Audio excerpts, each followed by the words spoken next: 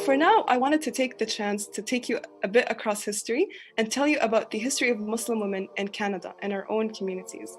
So I hope you find these stories engaging. So the first story is about the woman behind the first mosque in Canada, and her name was Hilwe Hamdoun.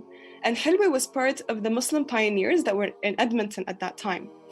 And what is not often known, but she was an important figure in building the first mosque ever in Canada.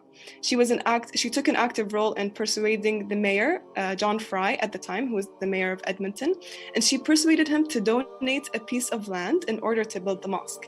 But she didn't stop there. After she successfully persuaded him to give the land, she also went and collected donations along with a couple of Muslim sisters.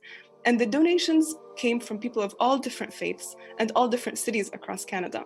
So it was a very kind of inspiring story of community work, where it wasn't just Muslims that donated, because there were only a few Muslims at the time in Canada, but it was people from all around. But not only that, she did that during the Great Depression, and that was where the entire world was in an economic crisis, where everyone was struggling to kind of keep themselves surviving during this economic crisis after the World War. And so the fact that she collected donations for the mosque during an economic crisis is completely inspiring. The interesting story behind this is that up until 1972, it was a male-only facility.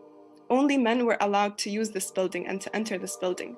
But here's an interesting fact.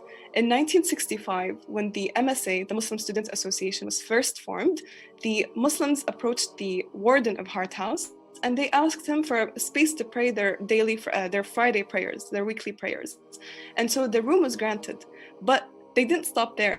The MSA went back and said, we need our Muslim sisters to pray too, because Allah subhanahu wa ta'ala, this is our faith, provides equal access for both men and women to pray Friday prayers.